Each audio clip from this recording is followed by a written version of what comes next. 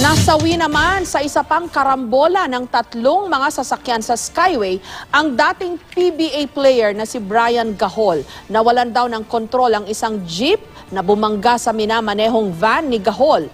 Patay rin ang isa pang kasama ni Gahol sa sasakyan, habang dalawa naman sa sakay ng jeep ang nasugatan. May report si Micaela Papa. Banayad man ang daloy ng trapiko kagabi, nauwi pa rin ito sa karambola ng tatlong sasakyan sa Alabang, Muntinlupa na ikinamatay ng dalawang individual, kabilang ang dating PBA cager na si Brian Gahol. Sa kuha ng CCTV, makikitang tumagilid ang isang delivery jeep sa ibabang bahagi ng Skyway bandang alas 10:30 kagabi. Nawala ng kontrol ang jeep hanggang sa sumalpok ito sa van na minamaneho ni Gahol. Pero bago nito, nakabanggaan daw ng jeep ang isang truck.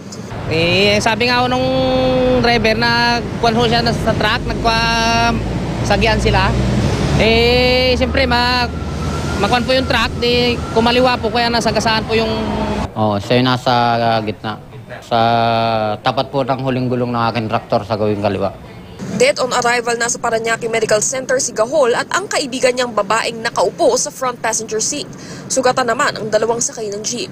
Pero walang tinamong sugat ang tatlo pang kasama ni Gahol na nakaupo sa likuran ng van. Papunta raw sana sa Quezon City ang dating basketballista at kanyang mga kaibigan para dumalaw sa isang lamay. Nakilala si Gahol sa PBA bilang bahagi ng Alaska Aces, Petron Blaze at Barako. Dati rin siya miyembro ng UP Fighting Maroons sa UAAP. Para sa mga Taga-Los Baños, malaking kawalan si Gahol. Bukod kasi sa pagiging basketballista, nakapagsilbi si Gahol bilang konsehal sa kanyang lugar mula 2010 hanggang 2013. Nagpatuloy din siya bilang sports advocate pagkatapos ng kanyang termino. Kahit lapitan mo, tutulong yan eh.